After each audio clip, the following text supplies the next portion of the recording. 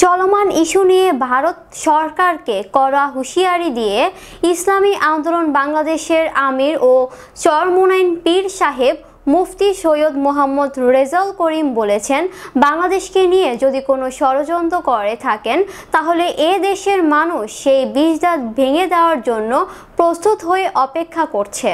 বৃহস্পতিবার বিকেলে ইসলামী আন্দোলন বাংলাদেশ মাদারীপুর জেলা শাখার উদ্যোগে মাদারীপুর শহরের লেকের পাড়ে স্বাধীনতা অঙ্গনে অনুষ্ঠিত গণসমাবেশে প্রধান অতিথির বক্তব্যে তিনি কথা বলেন। তিনি আরও বলেন, গত 5ই আগস্ট আপনারা দেখেছেন এ দেশ আমার ও আমাদের। এ দেশ রক্ষার জন্য যদি প্রয়োজন হয় রক্ত দিব, জান দিব। দেশ রক্ষার জন্য রাজপথে নামব, এতে কোনো সন্দেহ নাই।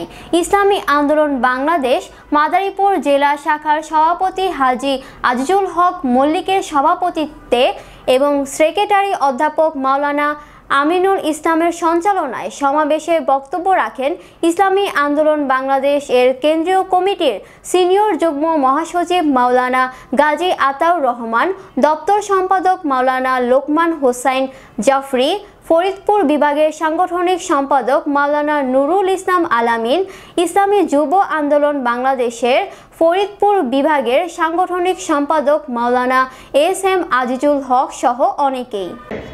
এটা অত্যন্ত দুঃখ, আমরা ধিক্কার জানাই, প্রতিবাদ জানাই। আর ভালো করে জেনে রাখো, এই বাংলাদেশের মানুষ ৭১-এ লক্ষ লক্ষ দেশকে স্বাধীন করার জন্য রক্ত দিয়েছে, জান দিয়েছে। আর 5ই আগস্ট দেখেছে। ভারত সরকারকে বলবো, আপনারা যদি কোনো ধরনের বাংলাদেশকে নিয়ে কোনো ষড়যন্ত্র করে থাকেন, আজকে বাংলাদেশের মানুষ কিন্তু সেই বিষদাঁতকে ভেঙে দেওয়ার জন্য প্রস্তুত হয়ে অপেক্ষা করছি। পরিষ্কার ভাবে জেনে রাখেন, পরিষ্কার ভাবে জেনে রাখেন, এই দেশ আমার, এই দেশে আমি জন্মগ্রহণ করেছি। এই দেশ রক্ষার জন্য যদি প্রয়োজন হয় রক্ত দেব, চাল দেব, তেমন দেশকে রক্ষার জন্য পথে নামবো, কোনো সন্দেহ নাই, প্রতিবাদ করবো। এই হিসাবে আমি সকলকে উদাত্ত আহ্বান জানাবো, সতর্ক থাকতে হবে। আমাদের দেশে আর কি বিভিন্ন ষড়যন্ত্রের মাধ্যমে দেশকে ধ্বংস করার বিভিন্ন ষড়যন্ত্র চলছে।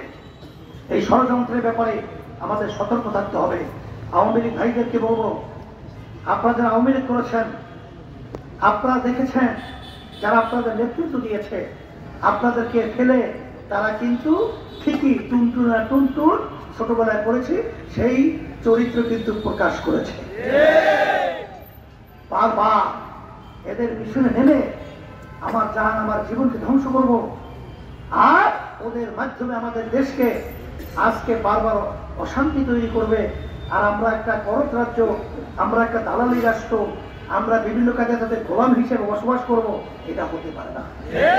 এই হিসেবে আমি সকলকে আহ্বান জানাচ্ছি, আসেন মাদারীপুরের মাটি ইসলামের জন্য ঘাঁটি।